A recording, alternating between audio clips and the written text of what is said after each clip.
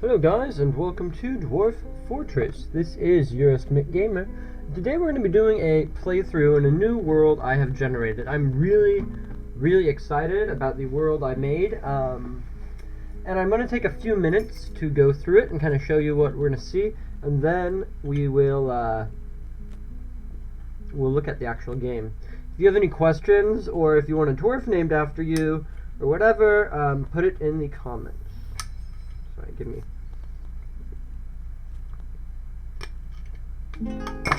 There we go. Sorry. Alright, let's get started. So, we're going to start off this journey of the Dwarven Fortress in Legends Viewer. So, we're going to be starting this civilization as the Wheels of Harmony. But we actually can't play as them because they've fallen, so we're going to have to be the Bold Steel, and we're going to kind of pretend that we are the Wheels of Harmony. It's going to be a little bit of a switch. So,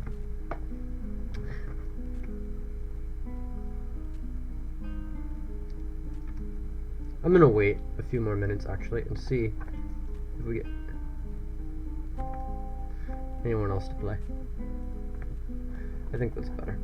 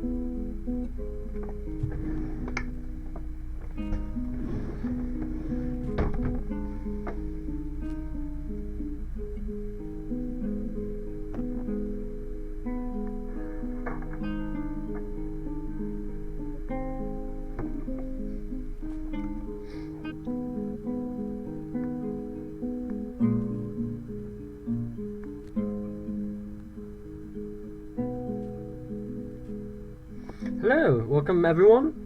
So, we are going to get started now with our Dwarf Fortress Let's Play. If people come in late, we'll catch them up to the best of our ability. But for now, let us learn a little bit about the world that we are going to be playing in. If you wish a dwarf to be named after you or something, obviously let me know. But we're going to spend probably the first 20 minutes or so going through the history of Delphini Orinal, the Dimensions of Omen. So, the Dimensions of Omen is our world, and there are two groups of dwarfs in this world. We have the Wheels of Harmony, that are a civilization of dwarfs. We have Bold Steel, which is another dwarven civilization. We also have two elven groups, two goblin groups, two human groups, and one kobold group. And if we look at the map, the vast majority of the creatures here are goblins. I will definitely name one George Washington. That's not a problem. You can be one of the starting 7. So, I want to look up at the history of one of these groups. And so, I've already kind of been through this and seen it. So we're just going to do a quick preview of the history. This is in the Legends Viewer, if you are unfamiliar with it, or don't know where it comes from, it's part of the Lazy Noob Pack. So,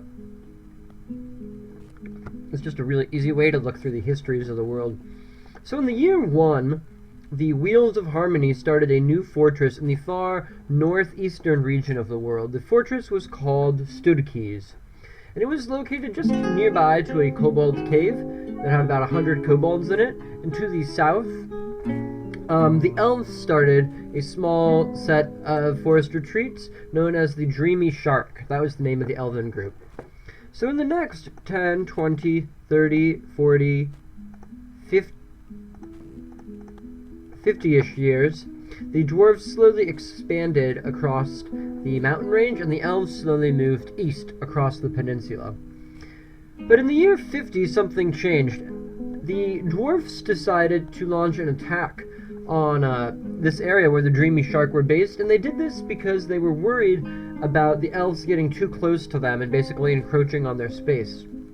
And the dwarves were terribly defeated. They lost 231 of their troops. And in the returning battles, the elves launched a counterattack and invaded 5 different dwarven fortresses, resulting in a substantial loss for the dwarven armies. In the following year, the elves launched another attack and killed even more dwarves, but then we reached a period of peace that lasted for quite a while. During this time, some of the dwarven civilizations fell, and some of them rose from forgotten beasts, rocks, dragons, and things like that. But it wasn't until the year 63 when the elves attacked again. This time, the Wheels of Harmony were assaulted by the Dreamy Sharks and lost 789 dwarfs in a massive battle. The following year, the dwarves tried to launch a counterattack, but it was too small. And in the years that followed, the elves continued their assault for year after year. The war lasted almost 5 years, until the year 70 arrived in our world, and the elves finally gave up their assault of the dwarves, and the dwarves managed to fortify. For those of you who just joined us, we're learning a little bit about our history. The Wheels of Harmony are a group of dwarfs in the far northeastern part of the world, and they keep being assaulted by the elves to the south. If you wish to have a dwarf named after you, please put it in the comments, and I will happily do that. The years 71, 72, 73, these pass unnoticed, except for the fact that the humans are starting to stretch out across the southern portion of this land, and the goblins are in the far south. But otherwise, for the elves and the dwarfs, it's rather uneventful. In the year 80, though, the humans, who are trade allies with the dwarves, decided to launch an attack on the elves, and in this battle, 255 humans are killed, as once again, the Dreamy Shark is just too strong for the humans to hold off. The elves continue to expand over the next decade or so, until the year 91, when they launch another massive attack on the dwarfs, this time attacking all of their cities that are on the western side of the mountain range. The following year, the dwarfs barely managed to hold them off. And so we move forward, and eventually the elves take Crest Roads, one of the first dwarven cities, and from there they launch an attack on all the others. Within a year, all of them have fallen, except for the hillocks here, Temple Trade. The years pass, and the goblins slowly creep north. The elves grow weak, and at last Temple Trade falls. Not to the elves, as one might have thought, but to a different creature entirely. The dwarves, having dug too deep, decide that they have no choice but to keep going further and further. At that point, the dwarven hillocks is abandoned in the year 249 after it's rampaged by a forgotten beast. Mata, the Cyclops, along with other beasts, continue to rage attacks on it, eventually driving the dwarves out.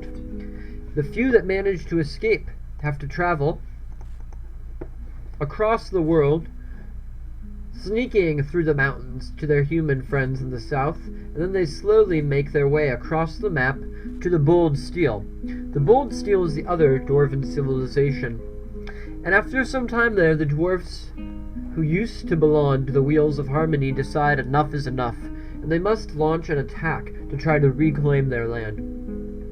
They've heard rumors of a great volcano that comes up just south of the Elven stronghold, and it's here they hope to build their fort. At this site, the dwarfs are going to use all of their powers and all of their wisdom to try and launch an all-out assault on the elves. We're going to build up as much wealth as possible, we're going to draw them in so that they attack us, and then we're going to kill all of them. If we have a really successful fort, we're actually going to go into adventure mode, and we'll launch some assaults on the elves from there. So that's kind of the plan for this gameplay. If you have any questions about the actual playing of the game or whatever, please do let me know. But without further ado, let us start playing.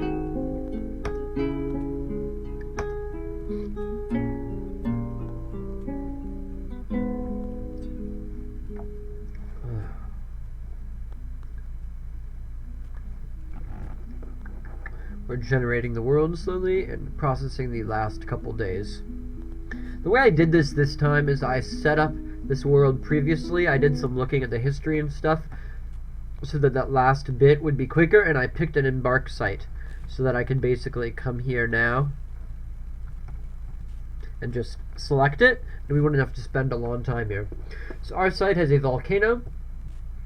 It has sand, shallow metals, deep metals, flux stone, and soil. We have all 4 civilizations. And we have trees, and it is an untamed wild. That's all we really need to know about it. So I will hit E for embark. There's salt water, whatever, I don't care. We will prepare for the journey carefully. So we're going to need to name our dwarves first. So if anyone else, except for George Washington, wants a name, let me know now. The first one will be George.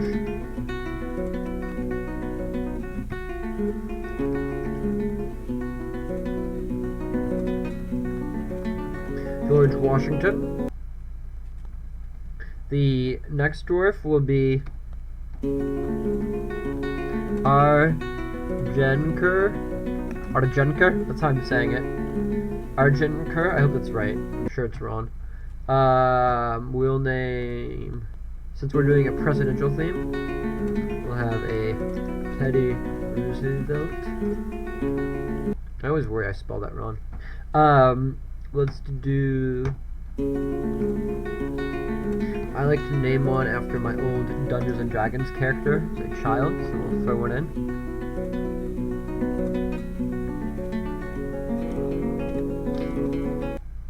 Is that a name request? Is one of the dwarfs going to be named about? It seems kind of odd.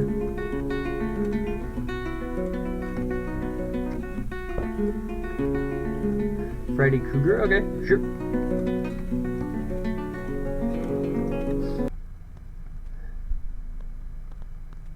And let's do,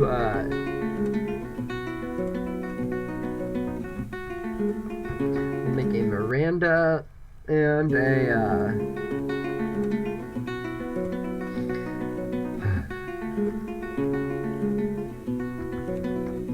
Minsk from the old, oh,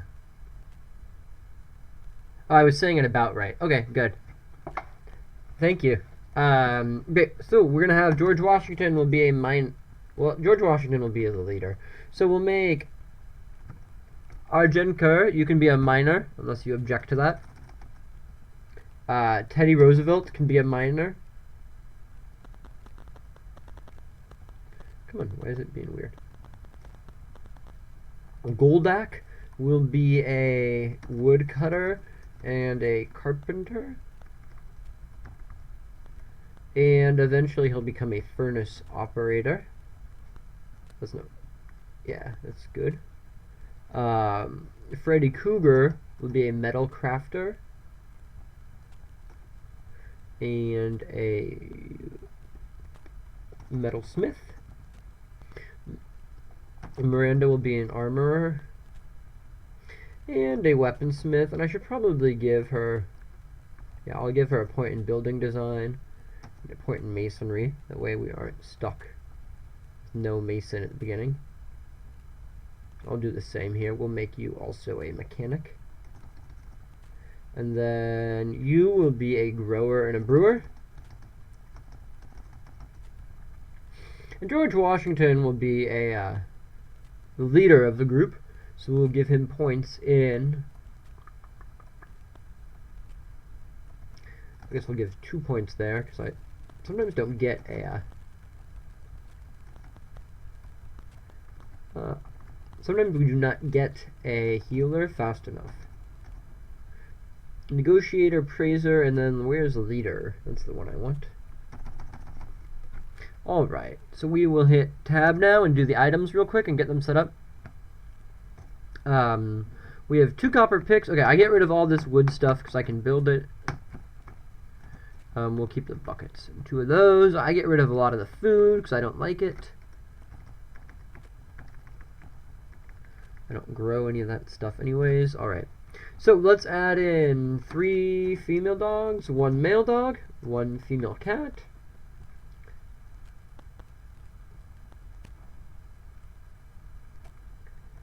3 turkey hens, 1 turkey gobbler,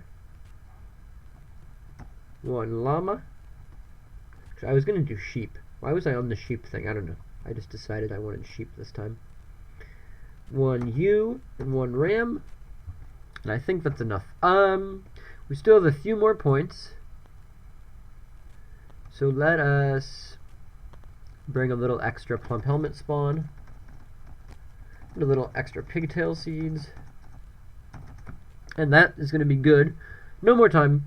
I think it's just we're good to embark. So let me hit the embark button. And oh, we forgot to name them. I got too excited. Oh well. We'll see what the game gives us.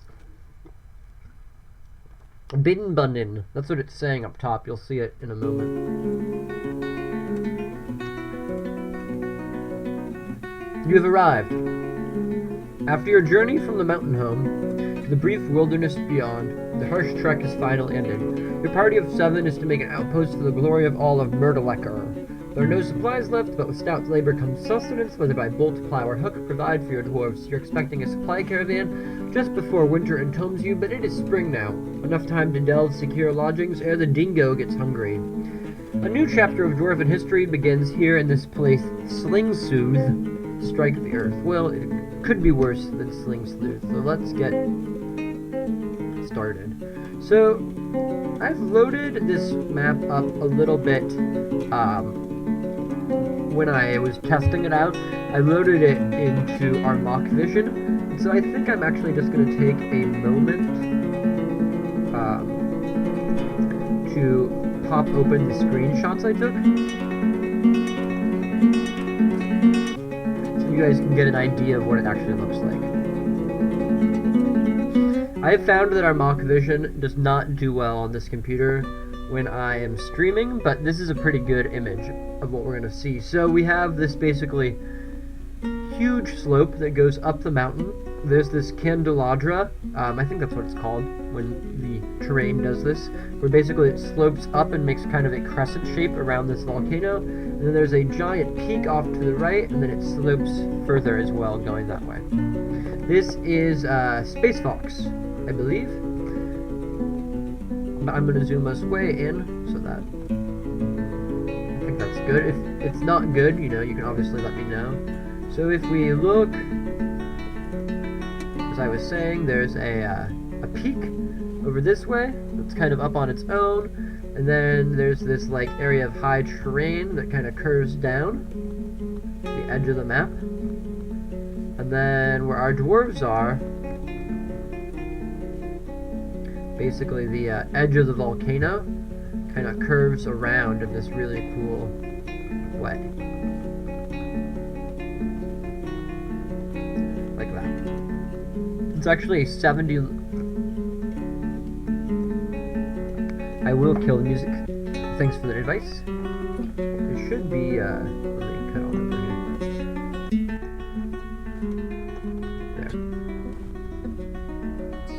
That should be better. Tell me if it's not optimal at any given time. So what I think we're gonna do is set up a. The idea is that the elves are gonna come to trade with us in the beginning of the first year, and I want to build a sort of windy path that goes over this. That is either gonna throw things at them or make them dodge, and we're gonna try to make them fall basically into the volcano. The other thought I have is that after we've killed them once and they've all, you know, gone home to complain about that, you have to let some of them go or they won't siege you. The second time, I'm thinking we'll just put the depot on a bridge and drop it, basically down into the volcano and kill them all that way. So that's the thought. But before we can do that, we need to get underground. So I think I'm going to come down a level and just dig out a little entrance like this, and then we're going to make essentially a stairway room right here. It's going to go down a few levels, and then from there we'll like actually set up the main fortress.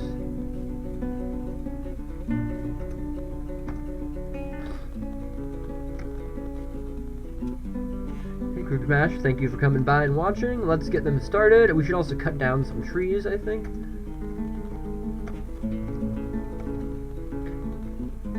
For those of you who missed the beginning of this, I just want to remind everybody.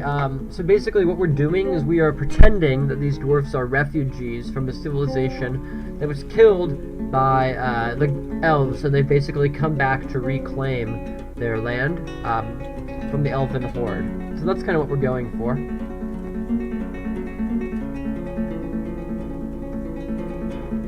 That's the dream. We'll see how it turns out.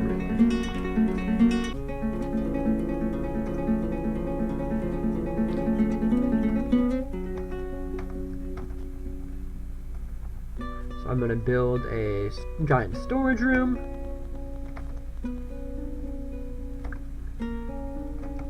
What's going on here? Sorry.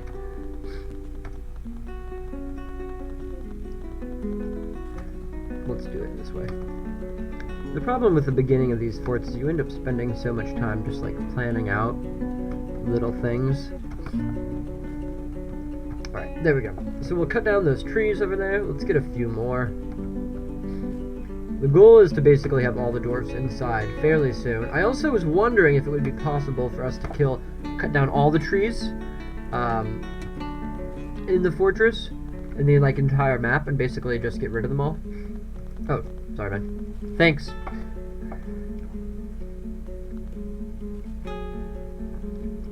That's one of those little things, moving the mini-map, that you forget to do when you're like streaming. And when I play normally, like I would be livid to have it on the screen, but different strokes. So we'll put a carpenter's workshop up there just so we can get some doors in place to keep us safe. Let's see, are there any units? There's a giant peregrine falcon flying way up high, but otherwise we look pretty good. But do we get a breeding pair? No. Sometimes you get lucky and they give you matching animals with your embark, but not today. So we'll build 2 doors. Just in a second we'll get everything moved downstairs. Our dwarfs are moving slowly. I have used minecarts. Sorry, not Minecrafts. I have played Minecraft. I have used minecarts. But I'm not... I wouldn't say I'm a minecart aficionado. I've thought about using them to throw stuff in this, but I actually think it's going to be more effective. Kind of my idea is that we'll put some bridges, basically, like on this side, and we'll have the dwarfs dump the corpses of the elves we've killed on here, and then they're gonna basically flip the corpses. We'll set it to raise this way, and as it raises, it'll throw all the bodies at the elves as they cross. That's my twisted plan that will make my mother call a psychologist on me. But that's the thought. Alright, this room is all finished, almost. Come on. So we're gonna make a custom stockpile.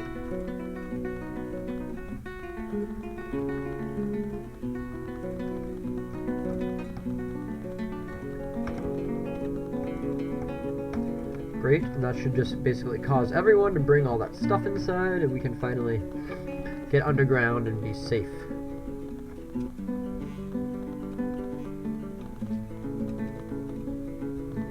No, I don't use infinite stockpiles. The only cheaty things that I do, I used to play purely vanilla, and the only reason I don't anymore is that I like to stream the videos, and in my experience, most people will not watch an entirely ASCII game, so it's just like harder to get the viewers. But the only like cheaty things I do, sometimes I use Dwarf Hack to like clean up all the stuff. I have it preset that way, and then like in this case I excavated a little bit, like I tested out the level before I streamed it, just to get an idea of what it looked like, and made sure that we were getting something like worth playing on. So those are like the things I do that might be described as cheaty. So I'm going to expand the stairwell down here to the way I normally do it, which is 5x5. And we'll take it down like, I think 4 more levels. I don't know, 10 more levels, whatever.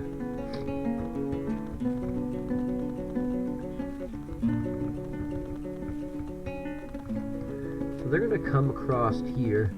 So we want our depot, I think, down here.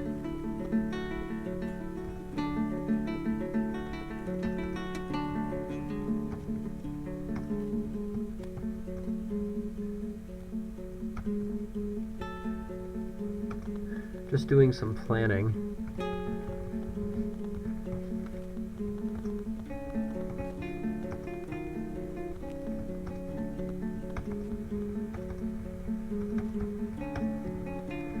Great. So they'll start digging all that out. Then everyone else, I need to build some beds.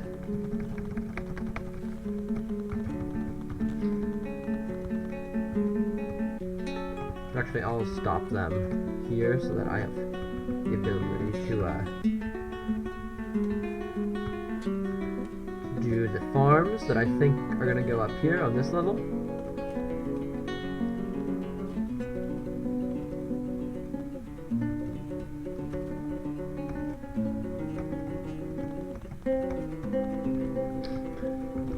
And then we can set some farms up and get all that going as well. And then down here, I think we'll do workshops.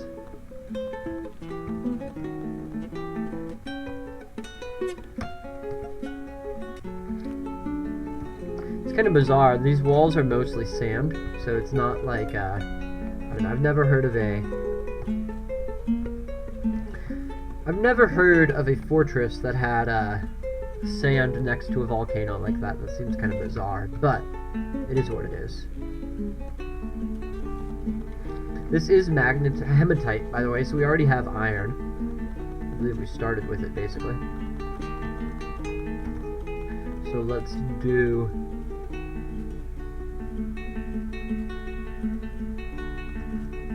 one 5x5 farm. I hope those are all, I hope that's all sand, but I guess I won't know for a minute.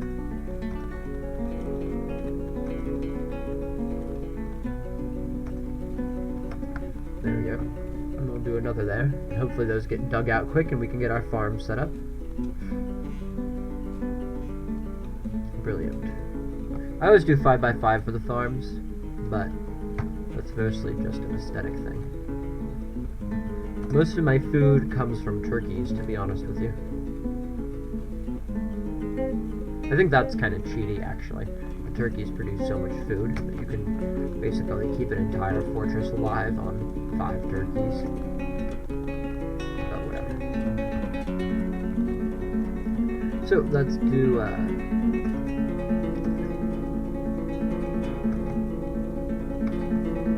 then we'll start setting up some workshops. I do them in 5x5 so that I can put the whatever supplies they need around the actual workshop, and also because it saves me from having to worry about whether or not the room is like in the right spot. There we go.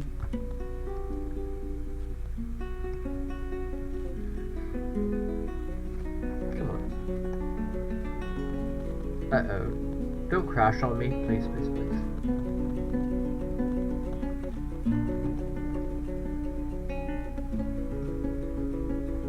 Where?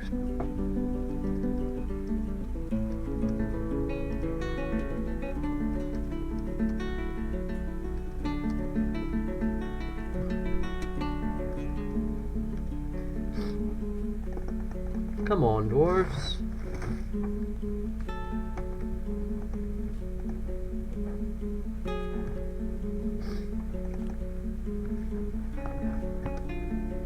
Sorry. Let's see, can we get this?